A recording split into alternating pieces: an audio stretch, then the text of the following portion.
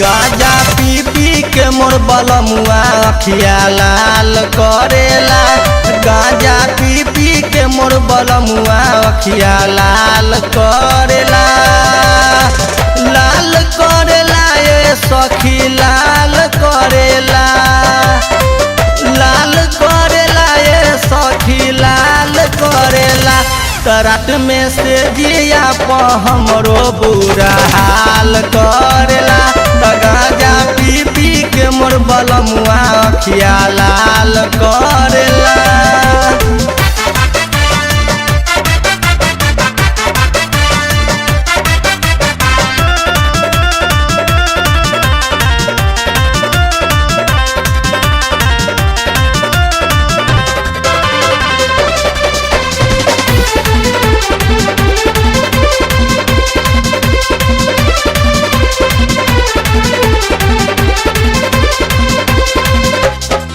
का बताई पियावा सखी मिलल पाती। छतिया से छतिया सटाई ओठ लेला काटी। का बताई पियावा सखी मिलल पाती। छतिया से छतिया सटाई ओठ लेला काटी। चाल करेला ये सखी चाल करेला। चाल करेला ये सखी चाल करेला। तो रोजो हमारा के हो बेहाल करेला।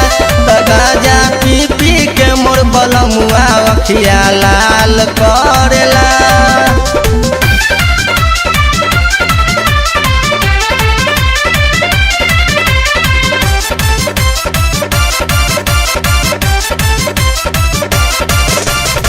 नाता में मतल होके करे हरदम जंग हो।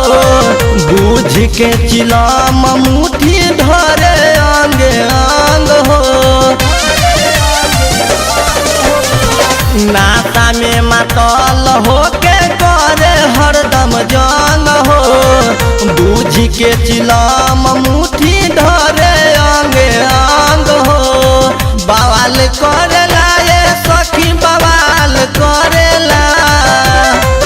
बवाल करेला ये सखी बवाल करेला। तो रोजो ये कहीं जगहिया पखाल करेला। गाजा पी पी के मोर बलमुआ अखिया लाल करेला।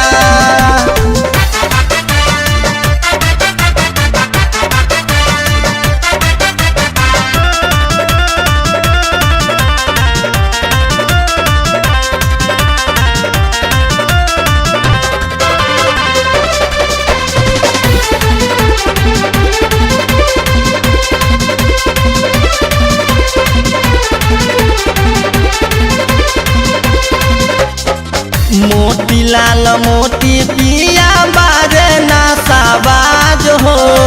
बेबारा सुबोध कहे करावेलू मसाज हो। मोती लाल मोती पिया बारे नासाबाज हो। अपू देवरवा कहे करावेलू मसाज हो।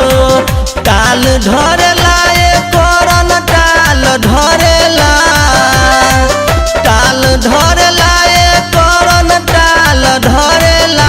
तो दोनों जो बना के बूझी हुरका ताल धरेला। गाजा पी पी के मोर बलमुआ अखिया लाल करेला।